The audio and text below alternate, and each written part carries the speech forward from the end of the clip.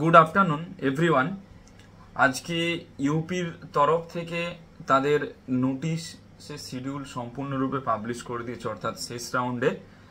তো এইখানে ফ্রেশ রেজিস্ট্রেশনের অপশন অ্যাভেলেবেল রয়েছে। যদি একটু নোটিশটা চোখ বুলিয়ে দেখে নিই, দেখো ডেট অফ অনলাইন রেজিস্ট্রেশন রয়েছে এবং আপলোড অফ ডকুমেন্টস রয়েছে নভেম্বরের 22 তারিখ থেকে, অর্থাৎ আগামী কাল থেকে শুরু হচ্ছে সকাল 11টা থেকে 25 তারিখ পর্যন্ত চলবে সকাল 11টা পর্যন্ত। আচ্ছা, এরপরে যদি তোমার সিকিউরিটি মানি দেখি, যে ডেট অফ রেজিস্ট্রেশনের যে সিকিউরিটি মানিটা লাগে, অর্থাৎ বিভিন্ন স্টেটের ক্ষেত্রে সিকিউরিটি মানি আলাদা। আমাদের ওয়েস্ট বেঙ্গলের ক্ষেত্রে যেমন যেটা 2000 টাকা লাগে রেজিস্ট্রেশন ফিস, সেটা ইউপি, বিহার এবং ডিমড ইউনিভার্সিটির ক্ষেত্রে 2 লক্ষ টাকা পর্যন্ত লাগে সিকিউরিটি মানি। সিকিউরিটি মানি জমা দেওয়ার লাস্ট ডেটও রয়েছে সেম 22 তারিখ থেকে 25 তারিখ। আচ্ছা, এরপরে যদি দেখি যে মেরিট লিস্টটা কবে বেরোবে, মেরিট লিস্টটা বেরোবে কিন্তু ডটেড পুরো 25 তারিখই নভেম্বরের।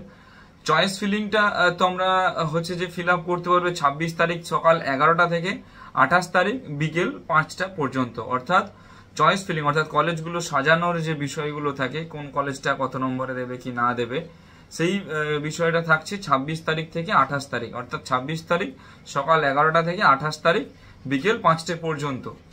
আচ্ছা, রেজাল্ট বেরোবে 29 তারিখ, নভেম্বরের 29 তারিখে রেজাল্ট বেরোচ্ছে এবং অ্যাডমিশন চলবে নভেম্বরের 30 তারিখ, ডিসেম্বরের 2 তারিখ এবং ডিসেম্বরের 5 তারিখ। এই 3 দিন টোটাল অ্যাডমিশন হবে।